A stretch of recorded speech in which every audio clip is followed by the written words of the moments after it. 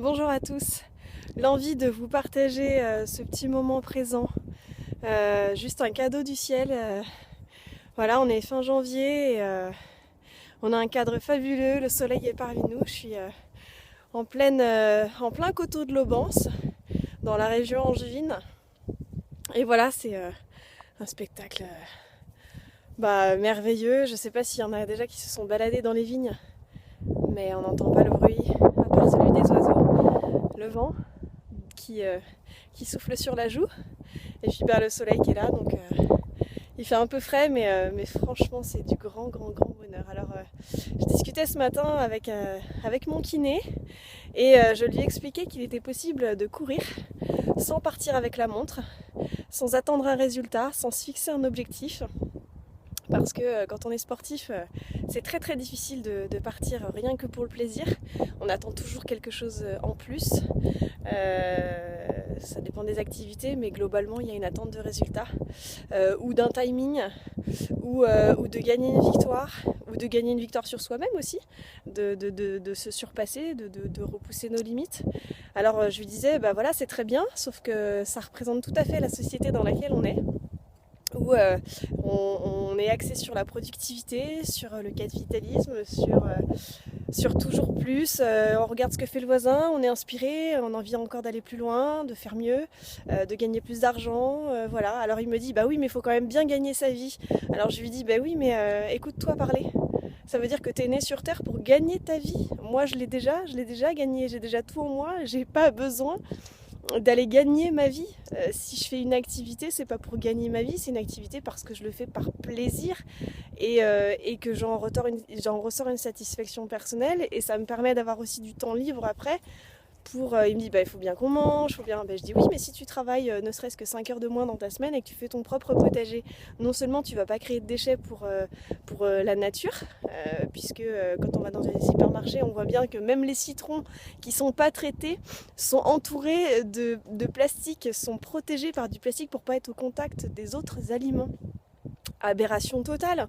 Donc j'ai envie de dire, si on peut chacun, ne serait-ce qu'avoir, 5 mètres carrés de potager, subvenir déjà à certains besoins alimentaires en termes de légumes et de fruits, eh bien j'ai envie de dire, on peut aussi travailler moins, gagner moins d'argent et faire soi-même les choses.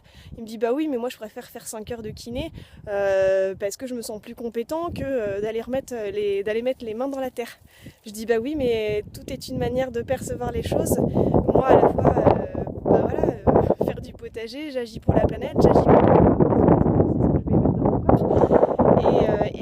Et voilà, et après, si tout le monde changeait ne serait-ce que sa perception des choses, parce qu'aujourd'hui, si on continue là où, dans la direction dans laquelle on est parti, à un moment donné, on va épuiser les ressources de la planète. Et ce que je lui disais, c'est que quand je me balade, j'ai appris finalement qu'il fallait repartir avec une autre perception des choses, en se disant je vais me balader par plaisir pour observer ce qui se passe autour de moi. Et puis je lui donnais l'exemple du chêne, le chêne qui est un arbre juste fabuleux, très fort, bien enraciné dans la terre. Et bien lui, le chêne, il est quand même il a des phases de pousse rapide, et il a des phases de plusieurs années où il y a une pousse très lente en fait, parce qu'il prend le temps de s'adapter, il prend le temps de grandir. Et lui, le chêne, quand il pousse, il sort de terre, il se donne absolument pas l'objectif d'atteindre 10 mètres de haut. En fait, il se laisse vivre, il vit au quotidien, il se pose pas de questions. Alors il me dit, oui, mais ça reste un arbre. Je dis oui, très bien, mais lui, il est pas contre nature. Alors que nous, bien souvent, on va contre notre nature propre.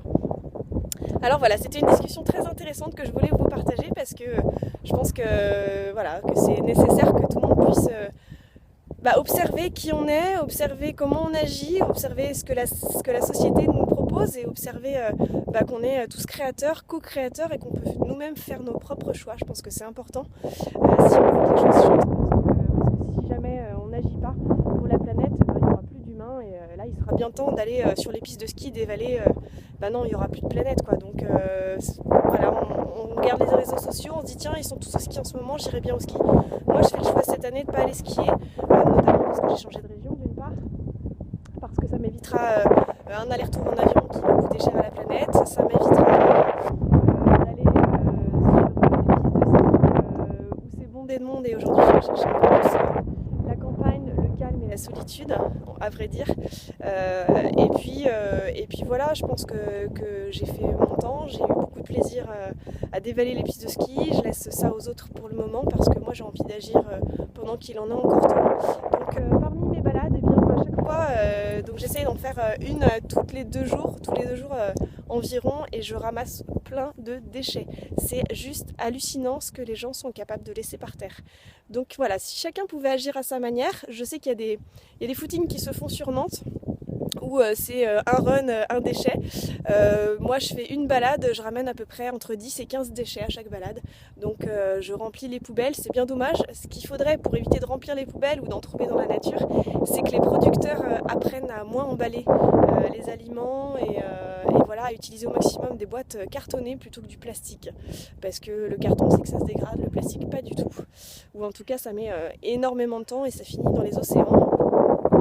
Donc voilà, je voulais vous partager ce petit instant bonheur. Je vais en profiter pour me poser, méditer en silence parce que j'ai déjà beaucoup parlé. Et j'en profite, voilà, je suis avec ma chienne, je vous présente Aubance qui m'accompagne dans mes balades, la Pupus. Voilà, c'est un golden retriever qui adore courir, qui adore grignoter tout ce qu'elle trouve. Et elle prend autant de plaisir que moi parmi les êtres vivants et la végétation. Vous voyez, la vigne par exemple, et bien ça y est, elle a donné ses fruits et maintenant elle va passer en période repos, refleurir au printemps. Donc soyons comme la nature que nous observons. À très vite, bonne journée à tous.